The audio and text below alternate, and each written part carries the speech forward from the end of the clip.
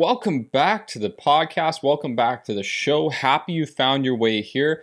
If it's your first time, we hope that you're going to hang around and enjoy some of our amazing episodes in the past. I promise you they will not disappoint. If you are a repeat listener, I just want to thank you for a minute for coming back to the show. We do our best to continue to try and find ways to educate you about the real estate, investing, and lending space as much as possible, realistically, to put you in a position to have success, whether that's with us, by yourself, or whatever form helps you or makes sense for you. My name's Alex McFadden, one of the hosts here at the YVR REMO show. And believe it or not, we're already 86 episodes deep, over 2+ years of a show, and incredibly thankful for all the amazing listeners that we've had to date and will continue to be. So if you are one of those listeners, whether it's your first or last time, I will ask one quick favor of you, and that's to leave us a review on iTunes or Spotify, whatever's easiest for you. A 5-star review goes a long way for us working on evenings and weekends to bring you this entertainment and education. And if you have any other feedback that you'd like to direct to us, find us on Instagram at the YVR REMO Show or at Thrive Mortgage Co.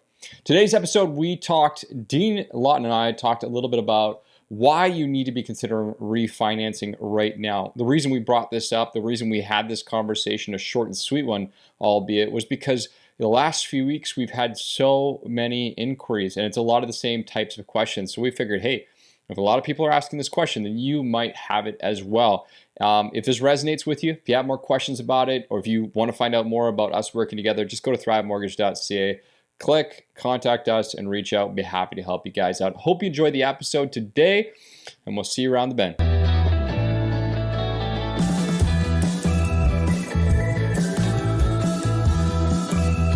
What's up, guys? You are listening to the YVR REMO Show, where we talk all things Vancouver real estate and mortgages, take boring topics, and make them interesting. Make sure to stay tuned to listen to everything you need to know how to put cash back in your pocket, create wealth in real estate, and simplify the complicated. All right, we're back. We are back again. We're back. We've got Mr. Dean Lawton. You got myself, Alex McFadden, here for your adventure today to provide you with your daily dose of real estate and mortgage knowledge. Loving the unreal feedback we've been getting lately. Hey, Dean? Absolutely. It's really refreshing and motivates us, to say the least. No doubt, no doubt. It's been really cool lately to see. We've had so many people reach out over the past, I'd say, 1 to 2 months, and we could tell the podcast is starting to build steam, and it's really thankful to all you listeners out there. So thank you so much if you've been listening, subscribing, sharing it with your friends, and giving us that 5-star review. That's been absolutely massive, and it's cool to see that momentum. We got a lot of educational classes that are going to continue to come out both online and in person. So if you want to find out more, check out us online at thrivemortgage.ca. But let's get into it. Let's get into it today. Again, the reason that we're having this topic today is because it's come up a few times, quite a few times in just the last couple of weeks. And it's clear to us that a lot of people are wondering about refinancing, accessing equity, what they can do. And there's just so much confusion, as per usual, because it's not common education. So let's educate the people about realistically, like, why now is such a good time to refinance and who can take advantage of that. So if you're a listener and you want to take advantage of this, you're not sure if this is you, listen in, because this will be really impactful to you. Now, a lot of our existing clients have been touched base with over the last little while. So you probably know that there's opportunities, but again, a lot of people don't know about it. Sorry, Dean, you were going to get right into it, man. Yeah, I mean, you mentioned why now, and it's, not to date this, because all these reasons that we're going to jump into, I truly believe they will always be a good reason, and now will always be a good time for you, whether you're listening to this, today or in 3 years from now. These 5 reasons that we're going to jump into, they really hit home because we see this day in, day out. And so, just jumping into this and really no order of any reason, renovation to upgrade a home. This is coming up now more than ever, but especially, when you look at the market that we're in today, and again, this might not be the market that we see in a couple of years from now, but the market today, it's really challenging to find the home that, checks all the boxes. And people are realizing that, hey, I can add that extra closet in the master bedroom, or the bigger kitchen, or the extra washroom, what have you. All these things can be done through a renovation. Albeit it's definitely a different process than going and buying a move-in ready home, and there's all sorts of challenges that we can both speak to personally. But accessing equity, especially in a market where you've seen a ton of appreciation, to accomplish the check boxes that you've always wanted, it's a great tool, and it's a great way to use your equity. Well, listen, you brought up a lot of really good points there, and things that we hear consistently right now. Okay, so there is a shortage of inventory in the marketplace. So some people have just said, you know what, let's just stay home. Let's see if we can renovate, build up some value, or make it livable for a couple of years. Now, if that's the right opportunity for you, again, like you mentioned, let's put some context to that, Dean. Like, $100,000 today on a refinance could be it's less than $350 a month. Like, what could you do with 100 grand? A lot of our clients have noticed lately, who have single family detached homes, have been taking the time and the energy to add in a basement suite or a rental suite into their homes, actually in preparation to eventually upsize or sell, making it a dual unit suite, which has been awesome. And so that's another way that you can go to do that reno, like you're mentioning, or adding, like in your case, building a garage with a potential living quarters on top as well. Huge opportunities as always, and even with the cost of construction being so high, fortunately, the cost of money is low. So big opportunity right there. Yeah, and in the flip side, in a market where homes aren't selling, homes are staying on the market for 60 plus 90 days, renovating, upgrading your home to accomplish a few things that are going to help sell your home is another reason that we would see somebody looking to renovate. And it's almost like that same sort of, you buy a home, the flipper buys a home to add a few key items and then sell it. Well, same sort of idea. If you're sitting in a home that you're challenged to sell for whatever reason, it's lacking some key feature, this is a great way to access equity prior to selling. Super cool strategy in a hot market that some of our realtors have even helped their clients with, which is to show them how to do an equity takeout to renovate their homes. Sorry, in a not hot market, to do an equity takeout to essentially do those quick renos, those $10,000, $15,000, $1,000 renos to sell quickly. Not in that market today, but we could be. So again, that's a huge opportunity. Reducing rates. Okay, so this obviously goes on. Number two, I should say, reducing rates. This is huge. This is a big topic. So we're just going to surface level this, and we're going to talk about this probably as an entire podcast. We've done one in the past, but we can go way deeper on this topic. But realistically, all across the board, when the cost of borrowing is 2.5% or less for your conventional mortgages, or even with alt lending and private lending being 1 to 2 to 3% less than what they were a couple of years ago, everything makes sense to look at reducing your rates. But I know it's not just that factor alone. I mentioned the word consolidation, and you talked about, what do people forget about all day long? Their credit cards, their personal loans. They're unsecured lines. Yeah, I mean, a lot of people look at those and they see the minimum payment, and the minimum payment comes out automatically as it should. I mean, that's another tip in its own right. But having a minimum payment come out of their bank accounts, it almost puts it as that, hey, it's out of sight, out of mind sort of thing. It's not damaging my credit. My payments are being made, but you're only paying interest, and it's a very minimal piece of what the actual balance is, right? So it's really nothing. It's making no impact. And that they're not realizing that, a 19% interest rate on a credit card, or let's say a 7-8% interest rate on a line of credit, that adds up so quickly. And to be able to drop those rates and consolidate those types of debts into a mortgage, it's incredible. When you look at a cost scenario, the rate drop report that we do every day, you look at just a 12-month snapshot, even a 6-month snapshot, it really blows our minds every time we look at these things. And it's just like, holy smokes, like you just saved, X amount of dollars. We're talking like 5 digits in most cases of savings in a very, very short period of time, just from a really small strategy that, seems small in our eyes, but it just pays dividends in so many ways. This blows me away. Like a credit card, paying the minimum balance, it takes like 100 years to pay off. So there's no limitations on that.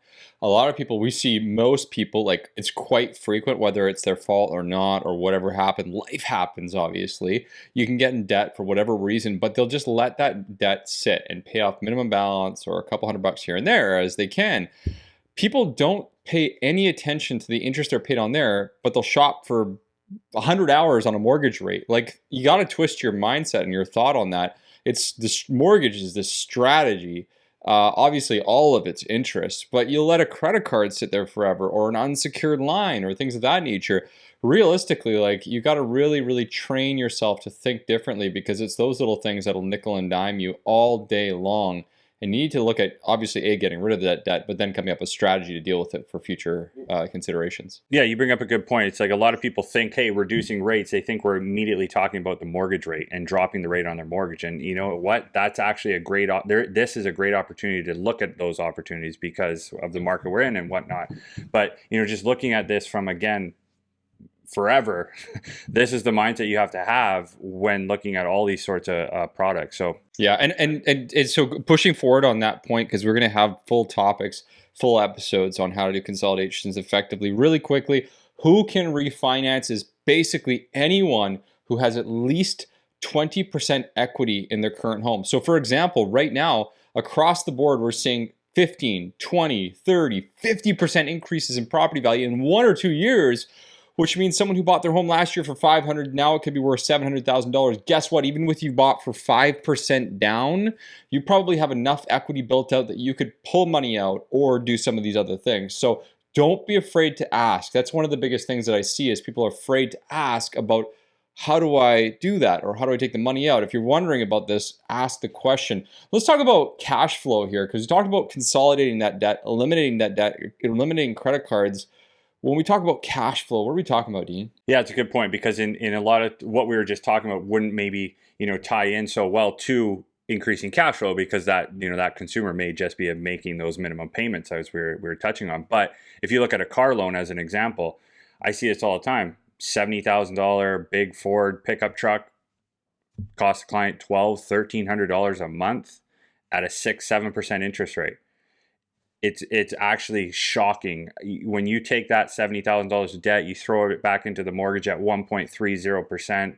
You know, we're seeing that monthly payment come down dramatically. And you know, the argument always is, well, hey, now it's over 30 years, amortized over 30 years. You know, this is going to take me way longer to pay off. Well, yes, I mean that is your minimum payment threshold, and that is true, but to increase the cash flow based at that interest rate doesn't mean you have to pay it off over that amount of time. You can still attack the payment in the same size of a payment that you had previously, and all of that additional money would just go towards the principal. So the amount of savings that you see on interest, we're literally talking tens of $20,000 on a loan of that example. Yeah, it's massive. Obviously, that's very impactful when it comes to investing, which we're going to talk about here going next. But as an investor, someone who's looking to buy more than one piece of real estate, or just quite simply looking at doing one of the next considerations here, your cash flow is extremely important. And one of the things that you could do here is obviously to take money out and refinance is to buy a second property. Now, when we talk about buying a second property, typically we're taking the equity out of your home. We're using that for the down payment on the next home, and in many circumstances, 100% financing a second property for you, which to this day blows a lot of people away, but it's very possible, and we do it all the time. We talk about it on the show all the time, but I think people need to continuously be reminded of that factor, right? 100%. I mean, you mentioned earlier, you know, mortgage is a strategy, and increasing cash flow. It's such a big topic. There's so many areas we can get into, and one of the things is that we always look at is, can you qualify for the next property or for the bigger property, whatever you're looking to do. Qualification is so challenging, and it becomes more and more challenging with, you know, stress tests and changes and everything that we're dealing with. And finding ways to increase cash flow could just be as easy as resetting your amortization. And you use that term a lot where, hey, you know, you're currently on track to pay your mortgage off in 17 years. Well, that payment is, you know, really hurting you. As much as you can pay the mortgage off in 17 years, and you should if you can, it's really that minimum payment is what's coming up in your credit bureau, and that's what we're debt servicing for, and that is now restricting you from potentially buying the next investment property. So resetting the amortization to bring your minimum payment down over to a 30-year amortization, that is going to make a huge impact, and that small change will allow you to buy that next property. So looking at those types of strategies is just one, small arm of this. Yeah, I mean, we've seen it make hundreds of thousands of dollars difference, and there's no limitation on resetting your amortization. You can do it one time, three times, five times, whatever. On that same vein, pulling out equity, another good reason to refinance is for those people that are looking to buy that vacation home. Now, we've got people who talk about a vacation home for an Airbnb. They're doing it for themselves. There's so many different reasons to consider that.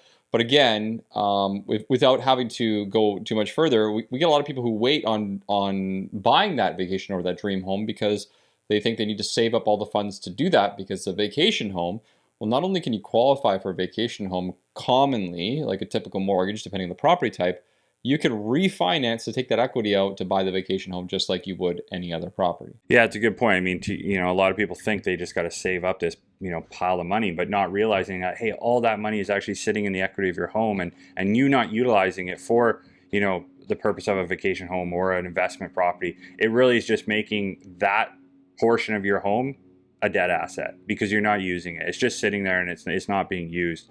And if you can put that to work for you, you're just going to see your wealth, triple, quadruple over a really short period of time. Yeah, make your money work for you guys. So again, the reasons to refinance are not the only ones we're talking about here, but these are just the key reasons why refinancing makes sense today. Again, some things you need to know. You could have done it 8 to 10 months ago, and then commonly we can find another lender who may reconsider refinancing you again. You could have bought your home last year. You could have bought your home 5 years ago.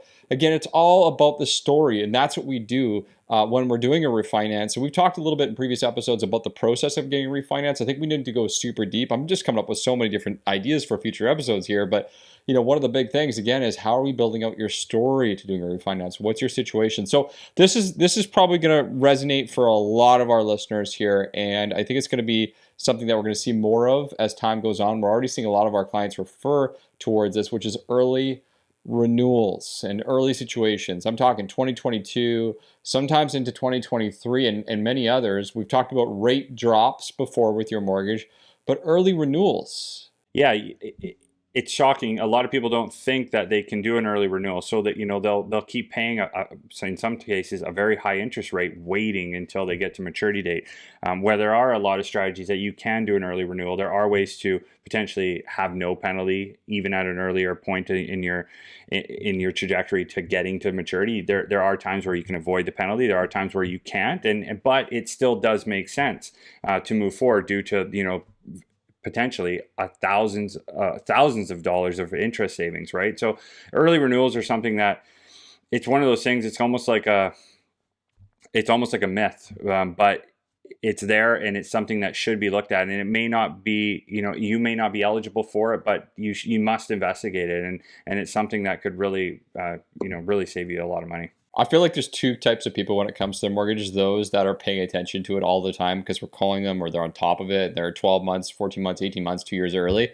And then there's most people, which obviously have crazy lives, so much going on, and they don't really think about it until it's a month before renewal time. And they're like, oh my God, they get squeezed out. One of the biggest mistakes we commonly see is people waiting until the last minute for their bank to help out. Again, that's what we help our clients with, which is making phone calls on an annual basis to make sure they're on top of it. But don't wait till the last minute. Dean, I just did a refinance for one of our clients a few weeks ago, just closed. We started the process 12 months out.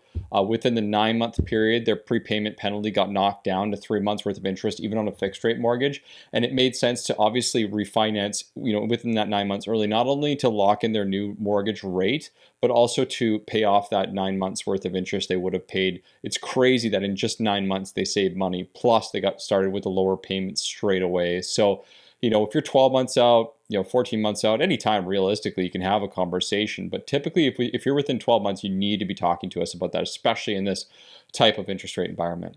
Yeah, I couldn't agree more. And again, you mentioned something about a story, and all of these items that we talked about today could be something that makes sense to do at maturity. A lot of people think, hey, like I do want to pull out equity, but I don't need it now. I'll wait till maturity. Well, we'll put the plan together, because when you pull out equity, especially a large number, if somebody's got $250,000, $300,000 of equity that they could access, and they're waiting to maturity to pull it out, but they don't actually have a plan for it yet, that's not always going to work so well, because a lender's going to want to know, well, why do you need this money? What are you using this equity for? So it's having that conversation 12 months prior will allow you to start putting the puzzle pieces together and building a plan. So when you get there and when you actually do need the equity, you got a good reason for it, and you're ready to go. And that money, if you actually do pull it out, isn't just going to be sitting in your account and that you're paying interest for. You actually have a plan to deploy it. Yeah, and if any of this sounds like you, if you're looking to do a renovation or do some construction, if you're looking to reduce the rate on your credit cards, your lines of credit, put it all together into a payment, save hundreds of dollars every month, buy your investment property with your existing home, renew your mortgage early, or anything else, you know where you got to get started. Reach out to the team here at thrivemortgage.ca. We can set up a consultation, 15 minutes. We'll figure out if it makes sense. If it does, we'll get you on your way to saving some cash and making sure to take advantage of this interest rate environment. Dean, that was a short, tight, sweet episode today. I hope you guys out there in listener land like it. Send us any feedback to our channels on Instagram at thrivemortgage.ca. At Thrive Mortgage Co. and or at the YVR REMO show. We'd love to hear from you. Again, leave that 5-star review if you're loving this. We'll see y'all next time. Chat soon.